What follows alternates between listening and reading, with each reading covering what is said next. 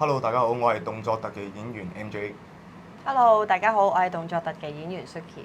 因為本身我其實係一個跆拳教練嚟嘅，咁以前小朋友都好中意睇香港動作特技嗰啲電影，咁可能潛移默化之後，同一班即係志同道合嘅師兄弟去練功啊，開始做現場表演啊，關於動作 stunt 嘅嘢，然後就開始可能當時嘅電影業係需要我哋呢啲技能嘅年輕人，順勢就入行，直到而家啦。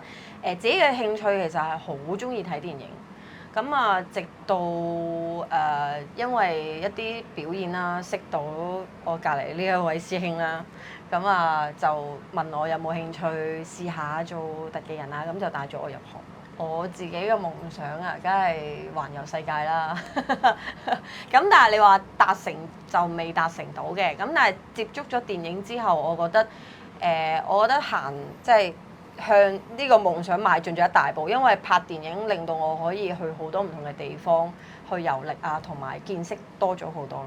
我個夢想其實可以叫達成咗嘅，但係我都覺得想係嘅。你話而家個夢想係想香港嘅年輕一輩又好啦，香港人都好留意多啲香港動作特技嘅東西。我困難係試過左腳受傷斷咗，同埋甩臼，咁我休息咗1年零4個月。咁我嗰陣有諗過係咪需要俗語我哋叫掛靴咧？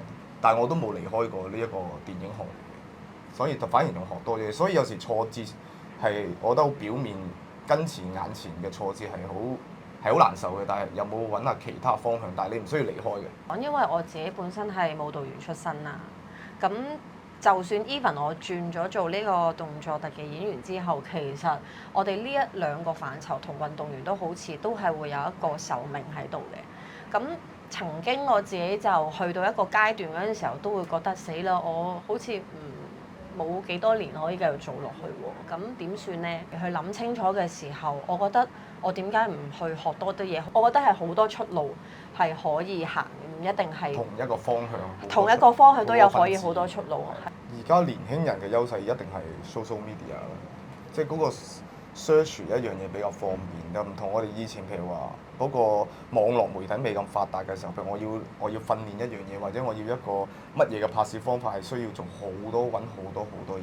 嗰個弱項就係同個優點一樣，搜尋得太易。咁我自己係比較，我中意睇啲舊啲嘅嘢，要揾翻流行同經典呢兩樣嘢，究竟嗰個有冇得並存？用以前舊嘅嘢點樣去變成一樣新嘢去融合？太多資訊嘅時候，年輕人就會三心兩意，就會變咗令到我自己好多選擇嘅時候，我唔知道應該點樣揀啦。唔可以睇一個表面。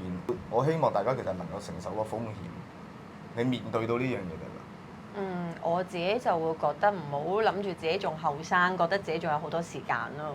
因為時間就係過咗就冇，所以應該諗到啲乜嘢，想做啲乜嘢就爭取時間去做，盡力盡做，係啦，唔好後悔咯。人生唔係得金錢工作，即係我好慶幸我哋兩個能夠將我哋嘅興趣變成工作，亦都可以賺錢咁樣。但係我相信，我想同年輕人講，唔係淨係得錢同埋工作，可以做其他好多嘢。